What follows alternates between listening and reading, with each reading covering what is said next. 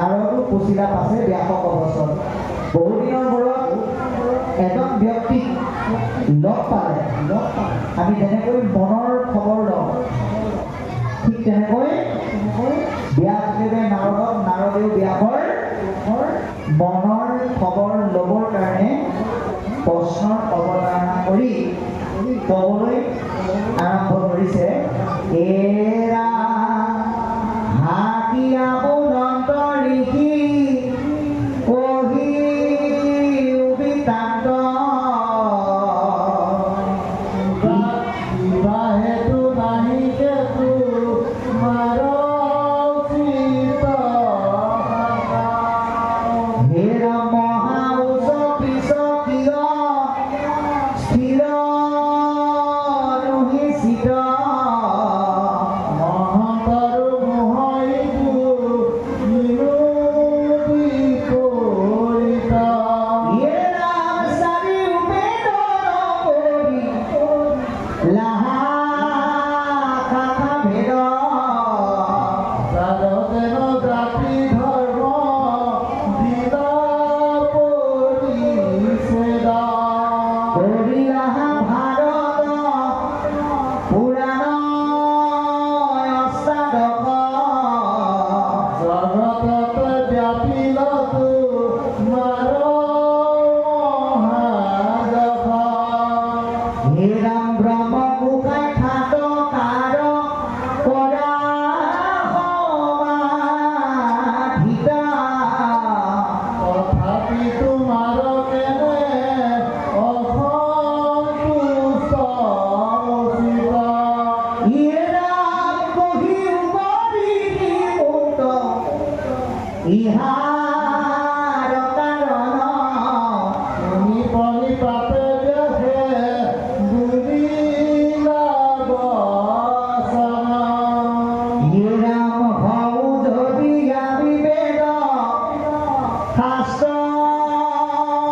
পাৰ্গত কৰুণিতে ঈশ্বৰৰ পনা কৰ্ম জপা হে ৰাম মহাজ্ঞান পূৰ্ণ আমি জগতে প্ৰখ্যাত ভক্ত সমাধিতে ব্ৰহ্ম আপুনি সাক্ষাৎ ইয়ে ৰাম তথাপিও বুজে মোৰ মনে অসন্তোষ নপাওঁ বিৱৰি কিবা কৰি আছো দুখ আপুনি অগাধ বুদ্ধি অংকে অৱতাৰ বুজোতো মাত কৈও কাৰণ হাৰা গতিকে ইয়াত পদে কি কৈছে আমি আলোচনা কৰোঁ। ইয়াতে কৈছে কি বুলি যে এজন ব্যক্তিৰ মনৰ যিটো ভাৱ, এই ভাৱটো মুখত প্ৰকাশ পায়। আমি বাস্তৱত সচৰাচৰ তেনেকৈ এই কথাটো আমি কওঁ কি বুলি যে আমুকজন আমি আহোঁতেই গম পাইছোঁ যে তেওঁ আমাৰ ঘৰলৈ এটা ভাল বাৰ্তা লৈ আহিছে, তেওঁ খোজ আৰু তেওঁৰ মুখৰ ভাৱত প্ৰকাশ পাইছে। আকৌ কোনোবা আহিলে আমি কি বুলি কওঁ, আমুক মানুহজন আমি আহোঁতেই গম পাইছোঁ তেওঁ যে এটা বেয়া মনোভাৱ লৈ পেলাই আহিছে। গতিকে মানুহৰ মনৰ ভাৱটো মুখত প্ৰকাশ পায়। গতিকে নাৰদে ব্যাসৰ মুখখন দেখিয়ে গম পাই গ'ল। কি বুলি গম পালে? হাকিয়া বুলন্ত ঋষি কহিও বিদান্ত কিবা হেতু নহিকে তোমাৰ চিত কান্ত। আমিও কেতিয়াবা আমাৰ মাজৰে কোনোবা এজন ব্যক্তিৰ যেতিয়া মনটো মৰি থাকে আমি সুধিয়ে পেলাওঁ যে ডাঙৰীয়া কি হ'ল, আপুনি দেখোন আজি মনটো মাৰি আছে, আপুনি আজি অস্থিৰ হৈ আছে কিয়? একেধৰণে ব্যাসদেৱক নাৰদে প্ৰশ্ন কৰিছে, মহা উচ্চ পিছত কিয় স্থিৰ নহৈছি? তুমি কেলে উচ পিছাই আছা? তোমাৰ ভাৱত আজি স্থিতপজ্ঞতা কিয় নাই? মহন্তৰ মোহয়টো কিনো বিপৰীত। তুমি এজন মহন্ত যি মহান ভাৱনাক জয় কৰে সেইজনেই মহন্ত, যি মহাচন্দ্ৰতাক আঁতৰ কৰে সেইজনেই মহন্ত। কাৰণ ভগৱন্তই নিজে কৈ গৈছে একাদশত কি বুলি, কাম ক্ৰোধ লোভ মোহ বিষয়া ক্ৰোধে বুঢ়া ভৱত পদুষু হৰয়ে দুখে। কাম ক্ৰোধ লোভ মোহ আদিবিলাকে ভকত সাধু মহন্ত চুব নোৱাৰে। গতিকে তুমি এজন মহামহন্ত হোৱাৰ পিছত তোমাৰ মনত কিয় মহাচন্ন ভাৱৰ উদয় হ'ল, তুমি মোক বুজাই কোৱা এই বুলি প্ৰশ্নৰ অৱতাৰণা কৰিছে। আৰু লগে লগে কৈছে কি বুলি, তুমিতো এৰা পেচা মহন্ত নহয়, চাৰিও বেদৰ কৰি নাহা শাখা ভেদ কাৰো জনত জাতি ধৰ্ম দিলা কৰিছে।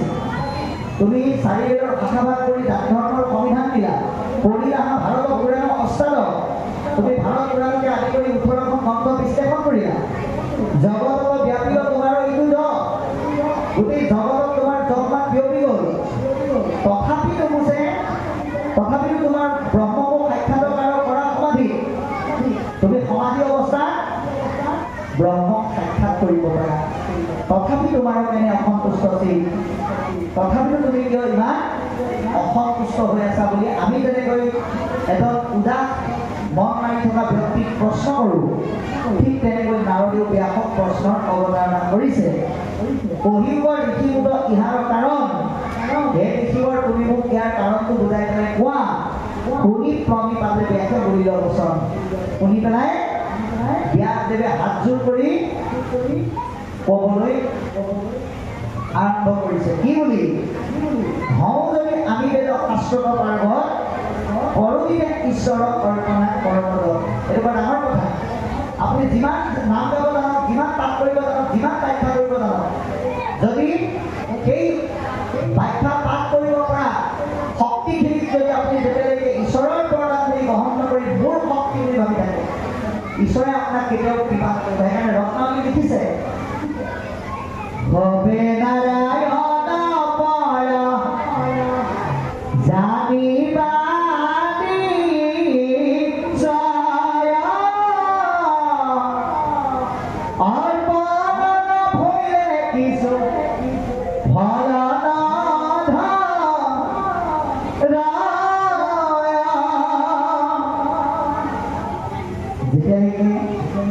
ঈশ্বৰক অৰ্পণ কৰা নহয় তেতিয়ালৈকে তাৰ ফলটো আমি কেতিয়াও প্ৰাপ্ত কৰিব নোৱাৰোঁ। সেইকাৰণে ব্যাসে কৈছে যে আপুনি কোৱাৰ দৰে মই যদিও লোকৰ মুখেৰে শুনিছোঁ মই এজন বেদ শাস্ত্ৰত পাৰ্গত ব্যক্তি, মই সকলোখিনি ঈশ্বৰক অৰ্পণ কৰি দিওঁ। মহাজ্ঞানৰ কুণ্ড আমি জগতৰ ৰক্ষা, জগতৰ লোকৰ দৃষ্টিত আমি এজন জ্ঞানী ব্যক্তি হয়, মই নিজক কিন্তু তেনেকৈ নাভাবোঁ।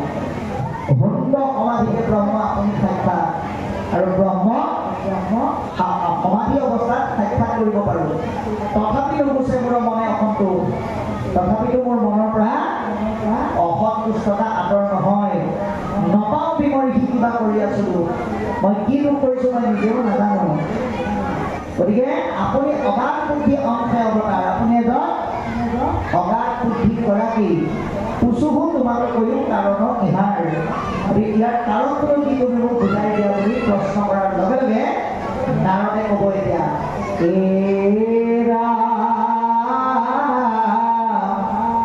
নাৰদ বদতি শুনা মহা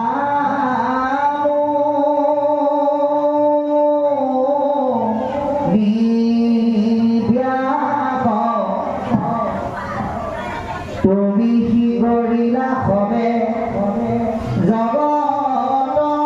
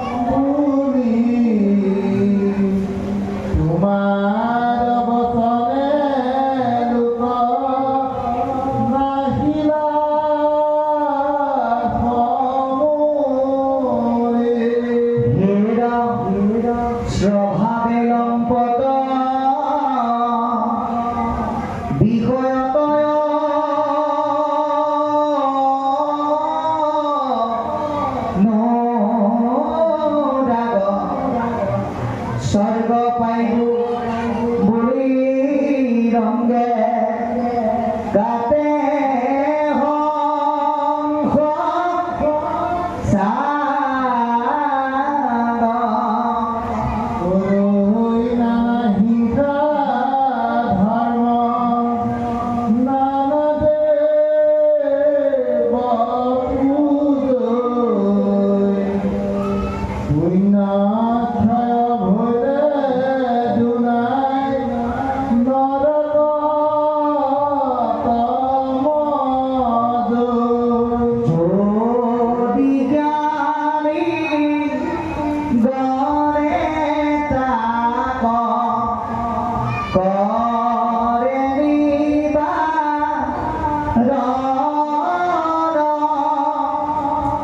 আর তার বাক্য ভারে একু জানা গুরুপা লম্ব করি বাসনা খান্দিতা ব্যাসপুরে দীপ ভোলা মেহেতে পন্দিতা রূপদীপ ঘিরা তুমি আরকে ধর মগ নকইলা প্রায় খাত করি কৃষ্ণ কৃত নাগ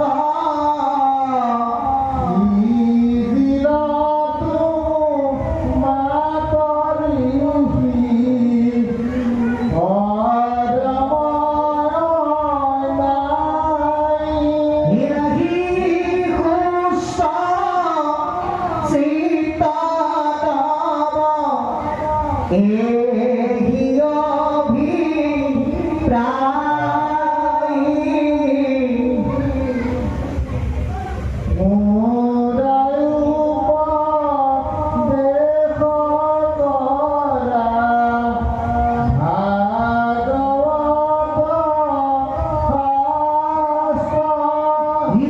বিপসারুক গোবিন্দর গুণনাম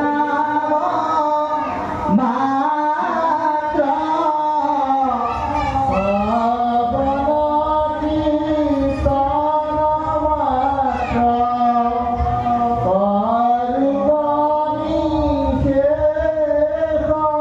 বিদুর হৌক কুমারব নরজন লেখ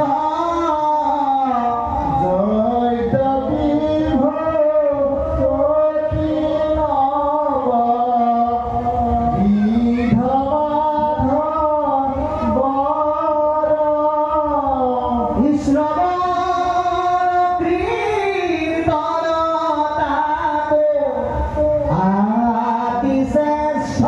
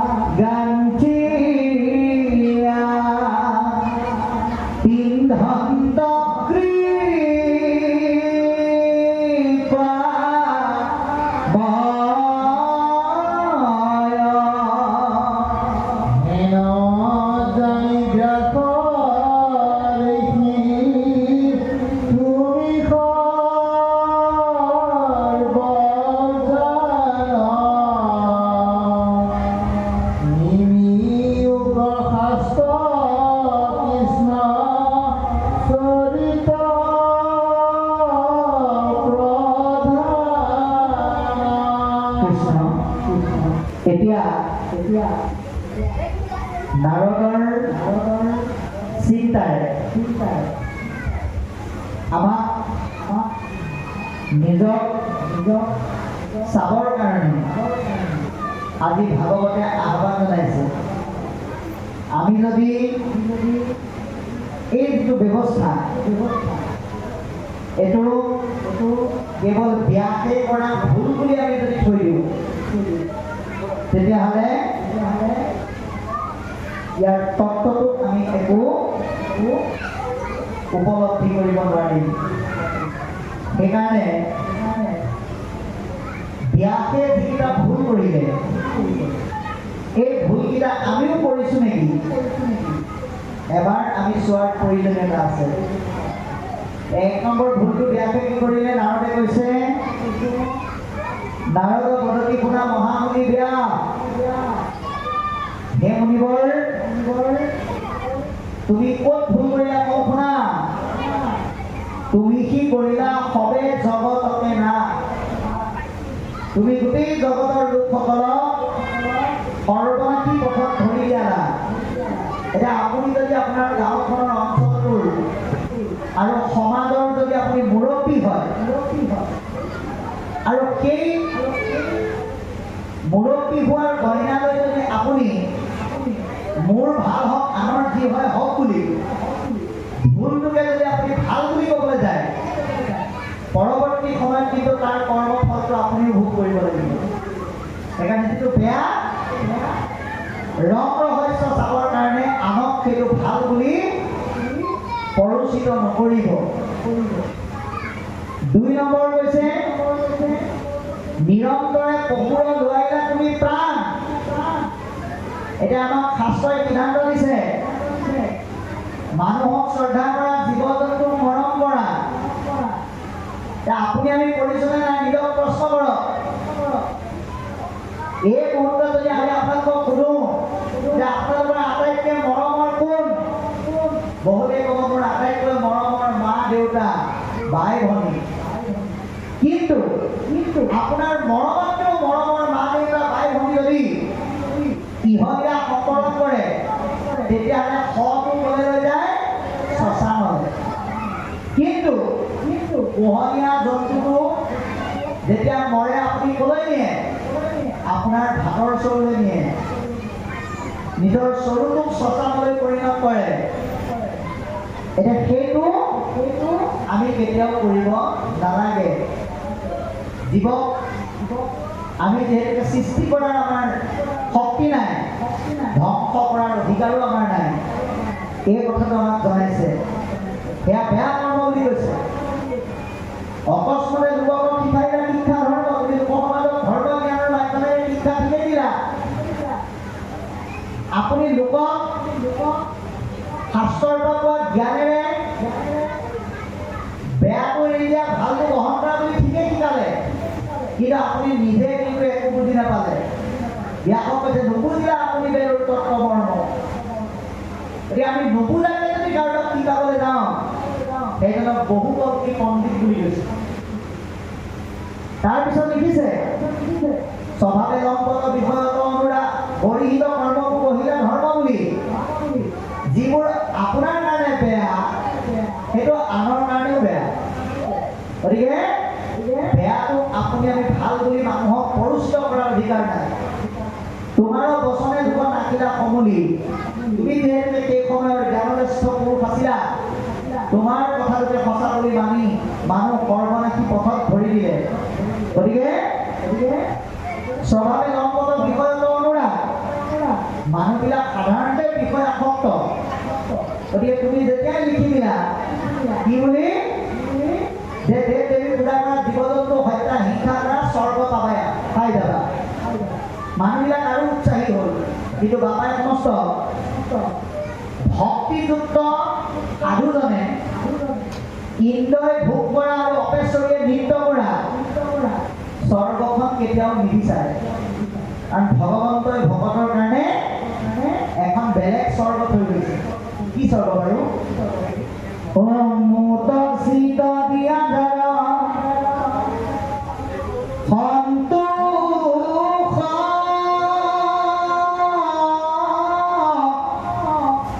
বিনয় কেহি স্বৰ্গ সুখ সখী জানিবা নিশ্চয় মোৰ চৰণত মনটো দি পেলাই যাৰ আনন্দ লাগে সেয়াহে প্ৰকৃততে স্বৰ্গভোগ। গতিকে ভকতে সেইকাৰণে সেই ভোগবাদী স্বৰ্গখন নিবিচাৰে, বিষয়ভোগীসকলেহে বিচাৰে। যিসকল স্বভাৱতে বিষয় আসক্ত তেওঁলোকে ক্ষণস্থায়ী আনন্দৰ কাৰণে সেই স্বৰ্গখন বিচাৰি বিভিন্ন ধৰণৰ জীৱ জন্তু হত্যা কৰি দেৱ দেৱী পূজা কৰি সেই পুণ্যৰ যোগেদি স্বৰ্গলৈ গ'ল সঁচা, কিন্তু পুণ্য শেষ হোৱাৰ লগে লগে আকৌ নৰকলৈকে ঘূৰি আহিব লগা হ'ল। গতিকে আপুনি আমি তেনে পুণ্য আশা কৰি আজিৰ দৰে সৎসংগযুক্ত পুণ্যত আমি ব্ৰতী হ'ব লাগে, যি পুণ্য আমি এবাৰ পালে আৰু ক্ষয় নহয়। যিমানে কৃষ্ণপদীয়ে সেইতে অক্ষয় ইহাকন নিবাকক এহঁতনে নপাৰে। আপোনালোকে যে আমি বহুমূলীয়া সময় কৃষ্ণৰ কাৰণে দি তাৰ বিনিময়ত যিটো পালে সেইটো আপোনাৰ পৰা কিন্তু কোনেও কাঢ়ি নিব নোৱাৰে। সেইকাৰণে কি বুলি কৈছে যে যদি জ্ঞানী মনে যাব কৰে নিবাৰণ হে বেয়া, তোমাৰ অবৰ্তমানত যদি কোনোবা জ্ঞানী পুৰুষে তোমাৰ পথটো ভুল বুলিও কয় আৰু তাৰো বাক্য নমানে একোজন, সেইজনৰ বাক্য কিন্তু কোনেও মানিব নিবিচাৰে। বুঢ়ৈ উপালম্ব কৰি বচন ভক্তি সেইজনক মানুহে উপলুঙা কৰিব কি বুলি ব্যাসত অধিক হৈ যাওক এহেন্তে পণ্ডিত। গতিকে আপুনি এনেকুৱা এটা পুলি ৰুই থৈ যাওক যিটো পুলিৰ যোগেদি এজোপা ভাল ব্ৰতবৃক্ষ স্থাপন হয়। এনেকুৱা এটা বিহ পুলি লৈ নাযাব যাৰ যোগেদি পুৰুষানুক্ৰমে ধ্বংসৰ পথলৈ যায়। ব্যাসক কেনেকৈ কৈছে যে তুমি জ্ঞানগ্ৰস্ত পুৰুষ হৈও তোমাৰ চিন্তাক তুমি ভুল পথে পৰিচালিত কৰি এচাম ব্যক্তিক তুমি পৰুচিত কৰিলা। সিদিনা তোমালোকৰ ঋষি পৰম অন্যায়, এই তুমি আচল বস্তুটো প্ৰকৃতি অৰ্থাৎ বিৱৰি নকৈ পেলাই যিটো ব্যৱস্থা কৰিলা সেয়াই হ'ল তোমাৰ অন্যায়। সেইকাৰণে তোমাৰ মনত শান্তি নাই। মূৰ উপদেশে কৰা ভাগৱত শাস্ত্ৰ। সেইকাৰণে আজি নাৰদে ব্যাসক দিয়াৰ যোগেদি আমাক কৈছে ভাগৱত শাস্ত্ৰৰ প্ৰতি আমি আগ্ৰহী হ'ব লাগে। ভাগৱতৰ যোগেদি কি প্ৰচাৰ হয়? গোবিন্দৰ গুণনাম প্ৰচাৰ হয়। অবৈকুণ্ঠৰ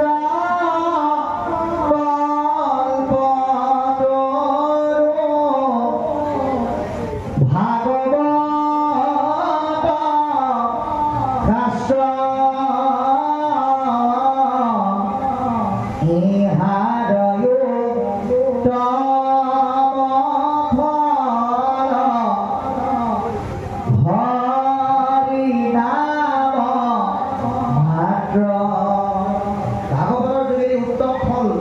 উত্তম পথ আমি লাভ কৰিব পাৰিম নামৰ দ্বাৰা।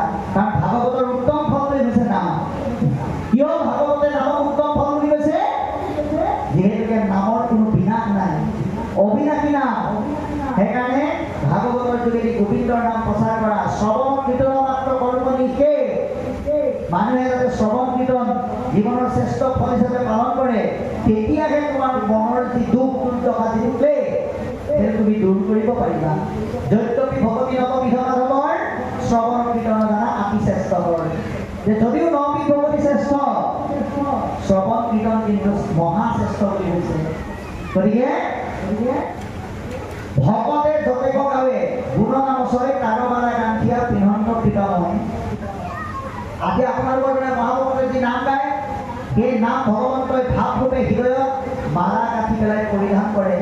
আপুনি ভগৱন্তৰ মালাৰূপে হৃদয়ত স্থান পায়। ভগৱন্তৰ হৃদয়ত মালাৰূপে স্থান পাবলৈ হ'লে আপুনি কি কৰিব লাগিব? তৃতীয় স্কন্ধত সিদ্ধান্ত দিছে, হে ৰাম গীতা ভাগৱত শাস্ত্ৰ কৰিবে শ্ৰৱণ, সাধুৰ সঙ্গে মোৰ নাম কৰিবে কীৰ্তন, ঐশৱ সাধু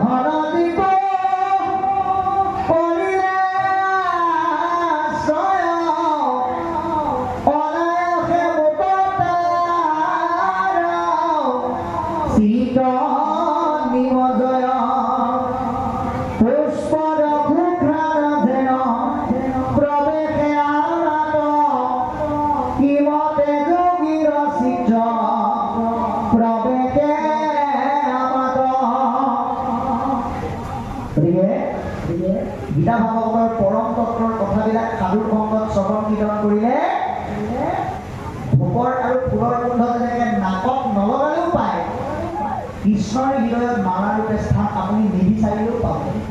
এই সিদ্ধান্ত আমাক কি ক'লে, হেন জানি ব্যাস দেখি তুমি সৰ্ব জান, নিৰ্বিয়োগ শাস্ত্ৰ কৃষ্ণ চৰিত্ৰ প্ৰধান। হে ব্যাস, তুমি সকলো জানা যেতিয়া কৃষ্ণৰ গুণ নিহিত হৈ থকা এই মহাভাগৱত শাস্ত্ৰ প্ৰণয়ন কৰা বুলি আমাক জনালে। গতিকে